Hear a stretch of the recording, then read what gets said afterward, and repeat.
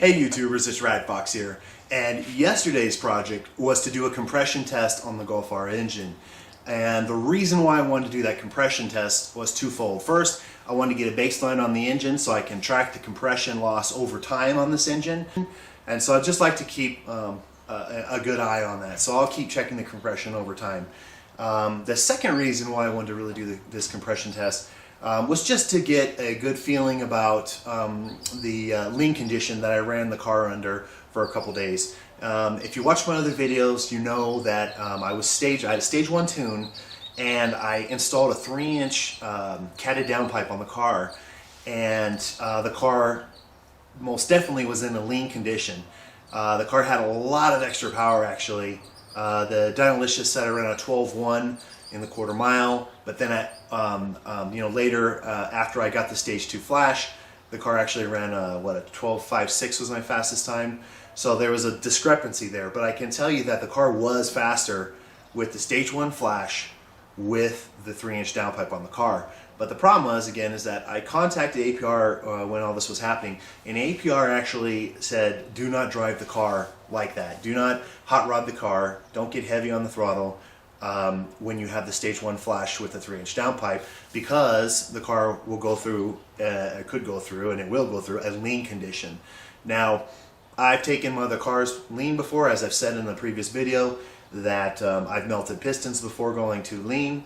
And obviously with this car here, I've done an oil change on it. There was nothing wrong with the oil. There wasn't any extra metal in there. And if I'd have melted a piston completely through, the car wouldn't be running right now.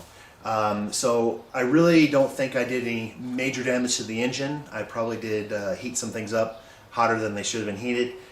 So again, I wanted to do this compression check to basically see the health of the engine. So on a good note, I think the numbers are all perfectly fine, so I don't have any compression issues. And I'll show you my calculations. You know, I'm up here at over 5,000 foot elevation, and the reason I never say exactly what the elevation is because there's probably like a 600 or 700 foot difference all throughout town here, depending on where you're at. I'm up on a hill actually, so I'm probably at 5,500 or something like that. But it's not really worth it to me to be that specific.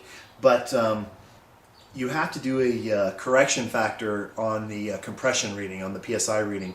And so I plotted that out. I found some numbers online. I plotted it out, punched my numbers in, and of course all my readings are within the factory spec for a brand new engine, for a brand new Golf R engine.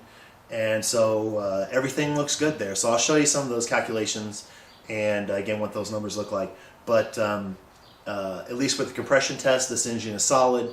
We're making solid power. The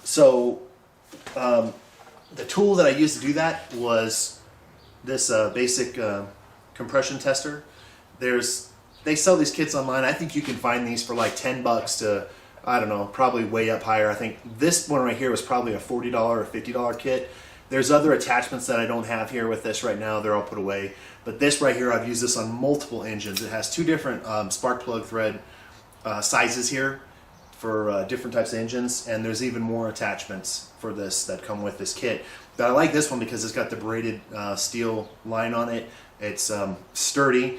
And the reason why I like this here too is that and I'm sure the rubber one would do okay, but this is even sturdier, is that you basically remove the spark plug out of the engine, and usually if you've got an overhead cam engine, your spark plugs are way down inside the head, and so you have to have a nice length on your compression line here. Anyways, you want to feed this down in, and then you just got to basically start turning this, start twisting this, and you've got to try to line up these threads down here to get them in the spark plug hole. And it's actually not very hard, especially with this steel braided line here.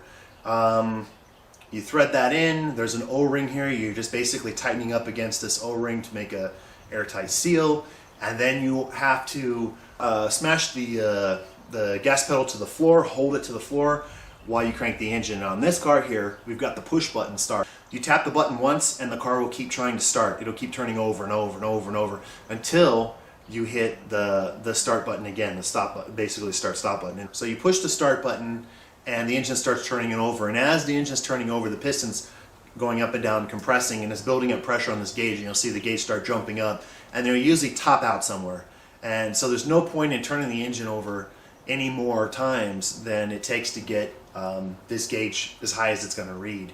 And it's sort of obvious. I don't know, it's usually around like, I don't know, I usually let an engine turn like about 10 times maybe, it's usually maxed out by then, but you'll see in the video that I captured all that. I'll show you what that looks like. When the pressure is built up in here, to hold it on this particular setup, there's a release button right here that releases the pressure, and so you would release the pressure, and then you could go back and return the car over, and it'll build the pressure back up, and then you can release the pressure and, you know, remove the gauge or whatnot and move it to the next cylinder. You'll see the readings on the gauge here when we actually get into the video. One of the other things that I was considering doing when I was doing this project was to replace the spark plugs. I had already bought a set of these IKH24 Iridium Denso plugs. These are the plugs that APR recommends for their tuned Volkswagens. This particular plug is one range colder than stock, and so the electrode is removed a little bit further out of the cylinder to reduce the temperature that the electrode sees. And there's a possibility when you're running high performance engines and you're on the gas for a long time that the temperatures will start getting really hot in there, and you'll start deteriorating this metal tip on here and this ceramic. It can actually break off, melt off, and fall into your cylinder. And if that happens, then while your piston's going up and down, these little pieces of metal and ceramic will score the shit out of your cylinder walls. And if that happens, you're going to lose your compression in that cylinder, and then you're going to have to basically do a rebuild on your engine, or you're going to have to do a sleeving of your cylinder, or you got to rebore your cylinder. And so it ends up turning into a big damn mess. So you really want to make sure that when you do increase the power output of your car, that your plugs, you know, are cold enough basically, so that they don't experience damage and end up damaging your engine. So that's what the big scare is.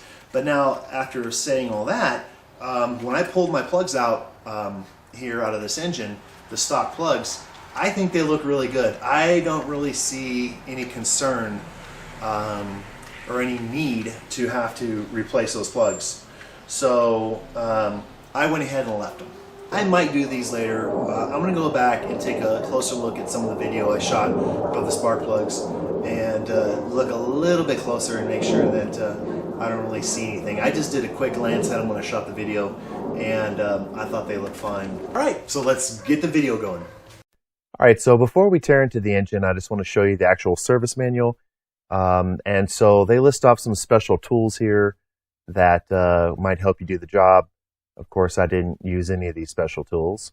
The other thing I should note is that the engine is supposed to be warmed up. It's supposed to be at least 86 Fahrenheit, 30 degrees C. I had previously driven the car around for a little bit, so it had been completely warmed up, but then it did sit for a little bit before I actually started the work. All right, so here's the actual steps. Pretty simple. Remove the engine cover, remove the ignition coils, and unplug the two connectors to the fuel injectors, if you even have the two connectors. That's all there is to it. So you can see there's no mention here of unplugging the fuel pump fuse. That was only in the precaution section. So basically it says use the compression tester and check against these specs. And you can see for a new engine, the pressure is supposed to be 160 to 203 psi. If your compression is below 101.52 psi, then you need a engine rebuild. You need new rings. The maximum difference between the cylinders that's allowed is 43.5 psi. And then after you've done your test, you need to put everything back together, put your spark plugs back in, put your coils back in, reconnect your fuel injectors, and then you're going to have to use a VCD or scan tool to clear your DTCs that were created by unplugging those connectors and running those tests. And I just want to show you the picture here that they supply to show you where the two connectors are for the fuel injectors. Again, number one is for the North American cars, and then number two would be rest of the world cars. You'd have to do number one and number two if you're rest of the world. Okay, so this is just for reference for those of you that want to pull your fuse pump fuse. It's called F10 or SB10, and it's that top left fuse. All right, so here's where it's defined in the manual. You can see it says F10 right here, split across the 2 pages, and it says fuel pump control module. Okay, let's pop this cover off. All right. Okay, we got to get these ignition coils off of here. Hopefully you can see those. All right, so first off, we got to get these connectors, pop these connectors loose up here for this wire harness that runs the coil packs. Okay, so we can pry it up a little bit here. Okay, that one's come off. That one's coming off. That one's about ready to come off. That one's going to come off. Just to give myself a little room, I'm going to loosen up this part of this harness right here, right? And you can see I can basically lift this harness up out of the way. Okay, there we go, right there, right? Actually, okay, that's out of the way. Okay, so this is a 10 millimeter. Okay.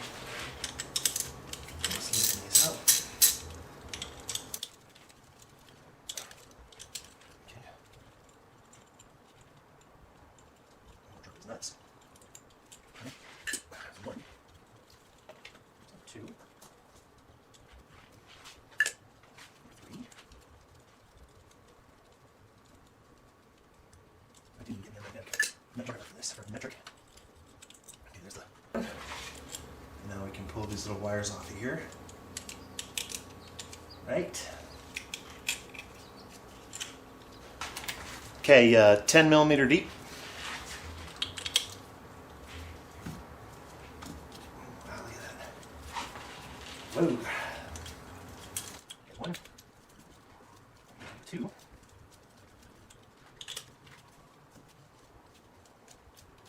3, and 4. Okay, so now let's pull these studs out. You can see this. 1, 2,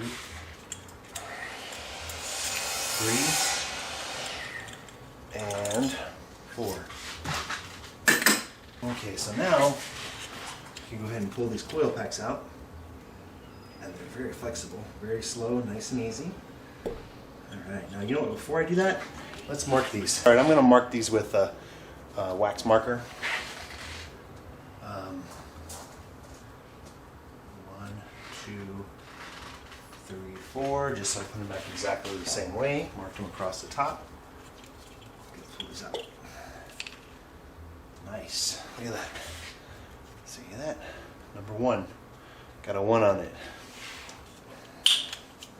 Okay, straight out. Number 2. Number 3.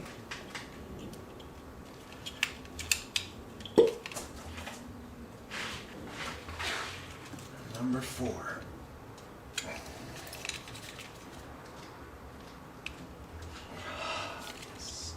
Okay, number 4. Okay, so there's a close-up here of the connectors removed off the coil packs, and then let's see if we can see down in there. Alright, so now you can see down there, spark plug, spark plug, spark plug, spark plug. So here's the replacement spark plug. Is it going to focus? Focus. And here's the rubber insert inside that socket. And you know, the electrode here, whatnot, the connector here on the top. This top terminal is supposed to be able to pop on here so that it grabs it inside the socket. But either this rubber's a little stiff, but either this hole is a little too small or it's just too stiff. So I'm going to drill this hole out a little bit larger just so that this electrode here will fit or pop into this hole a lot easier. So let's do that real quick. This was 13/64, right? See that? 13/64 is what I'm going to use. There you go, right there.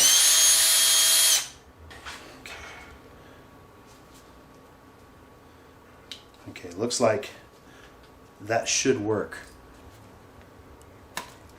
Okay, all right, let's try that. Here's the test. Again, I put the O-ring back inside there, that rubber seal back inside there, and now look at that. That's going to hold it perfect. So let's pull this back out. Let's take out those spark plugs. Let's go down in here. Okay, right there. Boom. Okay, let's see how much torque is on these suckers. Ooh, tight. Higher than what I thought they would be. Ooh. Okay. It's snug. I guess this sort of cycled in there. That's gonna be perfect. So they don't look bad at all, actually. A little bit of carbon on this side, then nice and clean on this side. Yeah, I'm sort of surprised. This doesn't look bad at all. I don't know if I should go colder or not. But let's go ahead and let's pull them all and take a look. All right, number 2. That should be it. Okay, so here's number 2. And again, this does not look bad at all. A little bit of carbon on this one side here, otherwise it looks perfectly clean. I'm sort of surprised. This looks really good.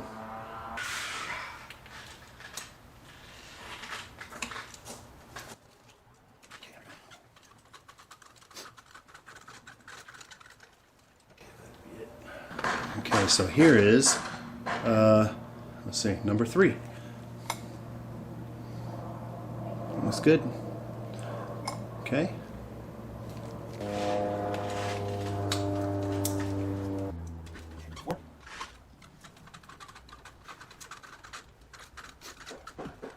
Right about there. Okay. Focus really good right there. Okay. Number 4. Okay. Looks like this one's got a little more carbon around it, but still looks really good. Here we go down inside the cylinders. Can't really see too well down in there. Right? Okay, so one more thing is we need to disconnect the fuel injectors. And there's a discrepancy in the manual, in the service manuals. If you go to this exact step, which I will have shown you, or I will show you, the only thing it mentions under compression test is to disconnect this connector right here. This upper connector. There's 2 right here on the front of the engine, and it's to disconnect that top one. That should be the electrical connectors to the main fuel injectors. Now, if your car is a rest of the world car, you also have injectors here on the top of the intake runners, and there'll be another connector coming out right here on the harness that plugs into these other injectors, and you have to disconnect this connector. So at the beginning of the service manual, there's like a little section that says pull the fuel pump fuse, like when you're doing a compression test or compression check. But then when you go to the compression check section, all it says to do is remove the connectors, remove the coil connectors, remove the coils, and then to remove this top connector here for these injectors, and of course remove this second set of injector connectors that would be right here if I had the injectors that shoot into the intake. So I'm just going to go ahead and unplug this. And looks like the release is on the bottom. So there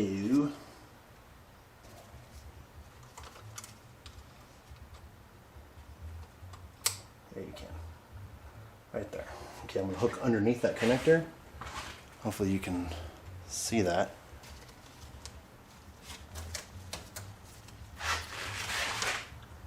Okay, there. Hooked underneath it. And there, I've unplugged it. Right? And that was it. So here's the compression tester. And it has threads on it just like the spark plugs. So all I'm going to do is slide that down the hole and then rotate it in until it seals up against the O-ring. And then we're going to watch this gauge when I turn the engine on. Let's see.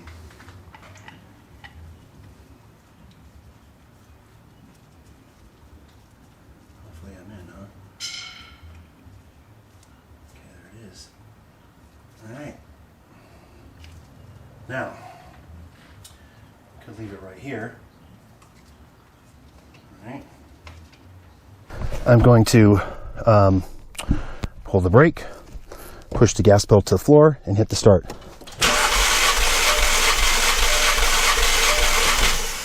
Okay, let's go look. What is that? 160, right under 160 psi.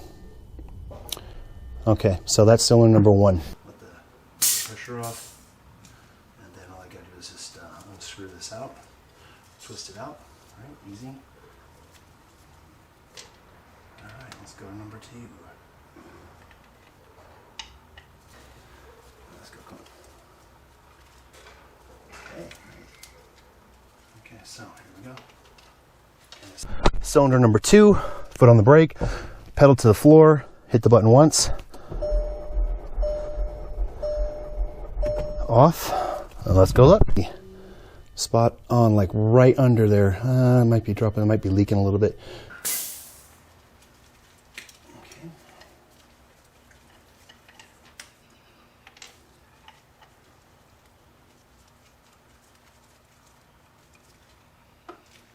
Make sure it's nice and tight.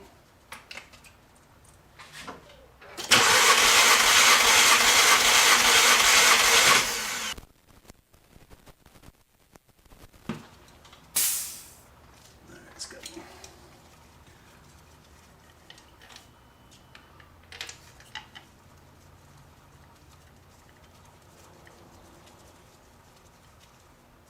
Okay, we're in.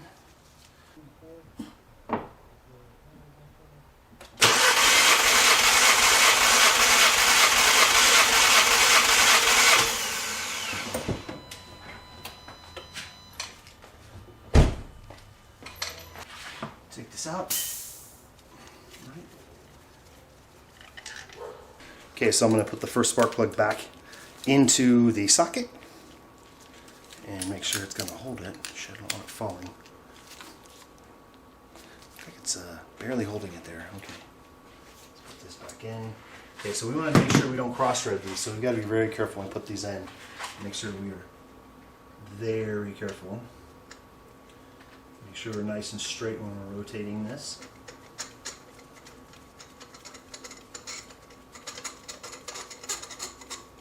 A lot of threads on this spark plug. Okay, there's that one. I'm going to go ahead and put them all in first. Okay, spark plug number 2.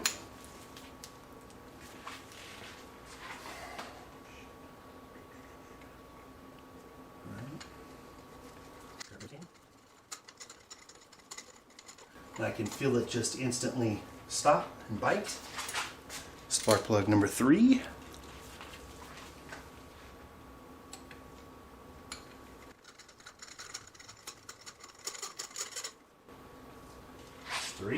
Spark plug number 4.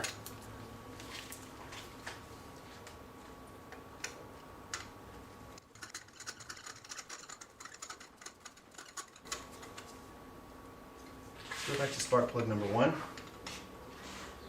And let's torque this down a little bit.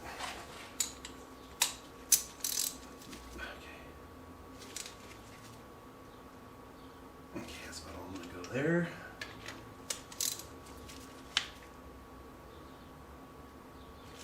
There. You don't want to over tighten these, and I'm not using a torque wrench, so.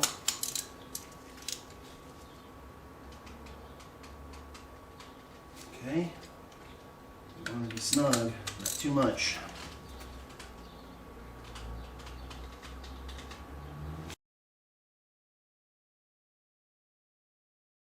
Alright, here's coil pack 1. I marked it with a 1 on the top of it.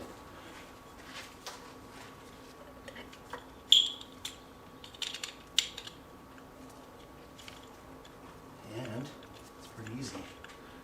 That's in, number 1. Number 2.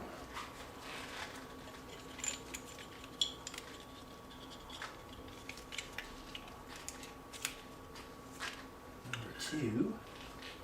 Number 3.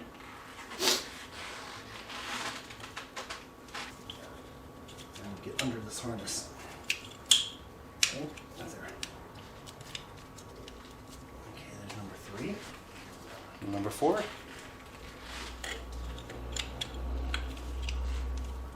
Gotta put the studs in. Let's get all 4 studs.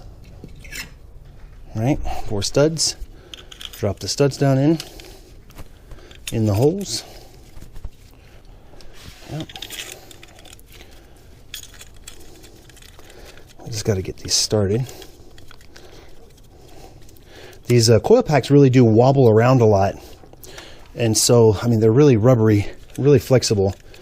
So you sort of got to get it centered so that the stud will go in nice and easy without it binding. Got to get the coil pack centered on here. I'm going to go ahead and just turn them with this instead. Okay, there's that one. This one.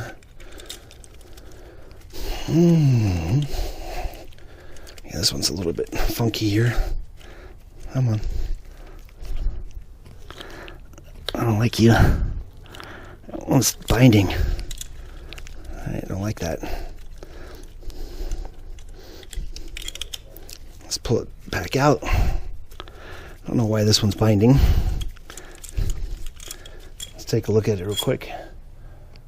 Looks good to me. Let's go again. It could be because this damn harness is pushing up on it. I don't know where it needs to be at.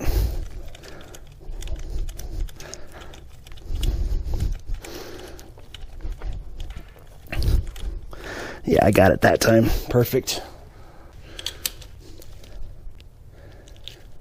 Okay. Snug. Snug.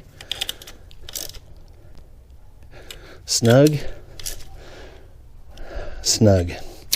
Okay, now let's go ahead and put the, I believe those are grounds, back on. Slide them over.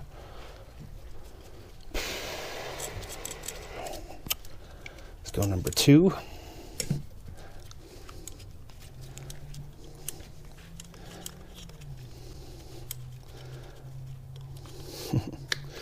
Number 3.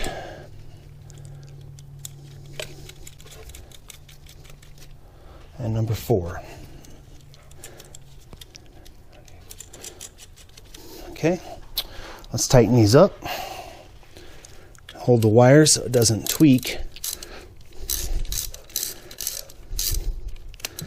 Okay, wait, hold up. I'll make sure it's held to the right here. Okay. Got 1. And I probably could go ahead and put a 10 millimeter underneath it.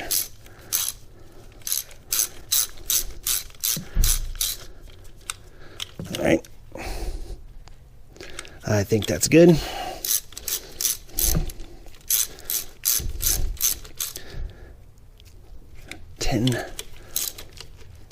Okay. All right, so let's get this harness back on here. That one, oh shit, these are tight. Number 2, number 3.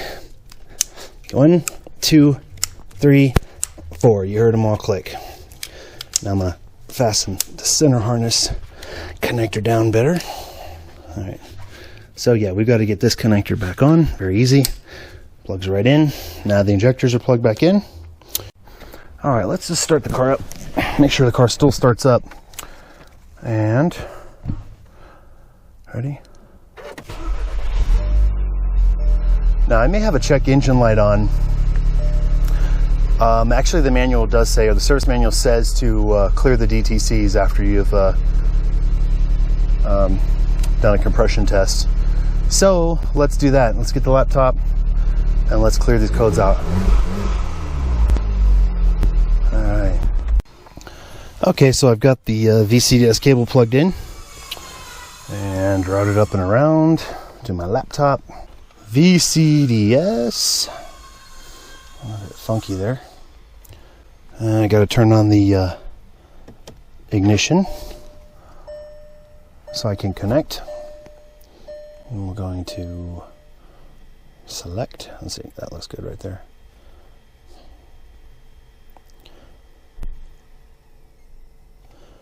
And let's go engine. And let's go look at fault codes here in a second, if it ever connects. All right. Fault codes. All right, look at this. Let me get out of here. Hold on. GoPro malfunction. Okay. So this is all the stuff that I was messing with earlier. Let's see here. Faults found. Exhaust flap. Valve for exhaust flap 2. Interesting. Injector cylinder 1. Injector cylinder 3. 4. Intermittent not confirmed. Yep. So circuit malfunction. It detected that those injectors weren't there. Heater support pump. I wonder if that's earlier. I tried pulling some fuses first, and then I gave up on that idea. Fuel pump control module. There you go. So I guess I did pull it at one time. Evap emission control, purge control, camshaft. Oh my god, look at all this BS. Okay, so this has all happened probably because those harnesses were unplugged, and or because I removed fuse F9 and F10, which were supposed to be for the injectors and for the fuel pump control module, but I could never actually I did confirm that, yes, but pulling those fuses, the car still started and it still ran for a while until I shut it off and put the fuses back. All right, let's clear these damn things, clear these codes.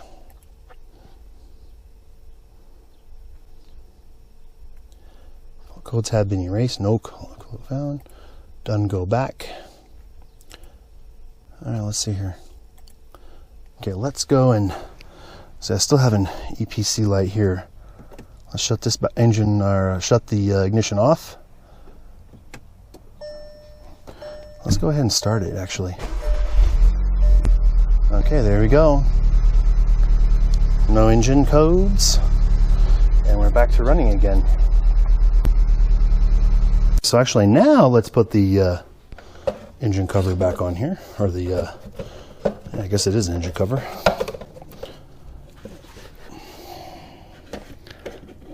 Right there and there,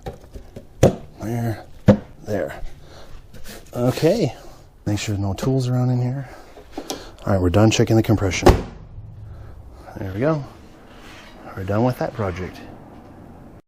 All right, so now that the project's over, let me show you this correction factor table. I found this online, and I'm going to go ahead and use the 5,500 foot elevation, which gives me a 0.853 correction factor. And so what that's saying is that my engine is only pulling in about 85% of the air that it could if it was at sea level. So this is the number that we're going to use in the next table. All right, so I created a table starting at 203 PSI, and I went down and dropped it in 1 pound increments. And then I corrected those numbers using the 0.853 compensation or correction factor.